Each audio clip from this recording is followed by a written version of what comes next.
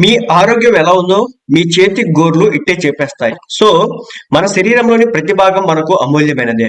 ముఖ్యంగా చేతి గోర్లపై చాలా మంది శ్రద్ధ పెట్టరు.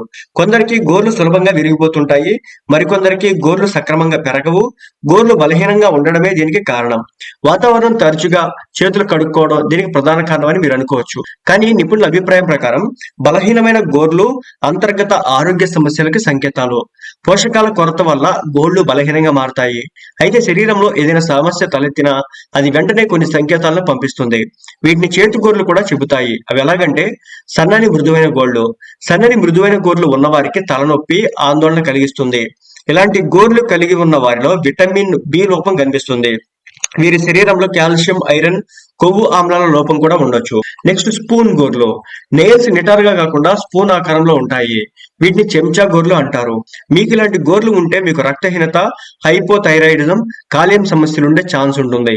మీ ఆహారంలో ఐరన్ అధికంగా ఉండే ఆహారాలపై దృష్టి సారించడం ముఖ్యం. నెక్స్ట్ తెల్ల మచ్చలు. గోళ్లపై తెల్ల మచ్చలు ఉంటే ఇవి ఆరోగ్యం గురించిన అనేక విషయాలను చెబుతాయి. గోళ్లపై తెల్లటి మచ్చలు జింక్ లోపం, ఫంగల్ ఇన్ఫెక్షన్స్ కి సంకేతం. నెక్స్ట్ పసుపు గోర్లు. పసుపు గోర్లు పసుపు రంగులోకి మారడానికి అత్యంత సాధారణ కారణం అధిక ధూమపానం. ఇది ఫంగల్ ఇన్ఫెక్షన్, శ్వాసకోశ వ్యాధి, రొమటైడ్ ఆర్థరైటిస్, థైరాయిడ్ వ్యాధిని కూడా సూచిస్తుంది.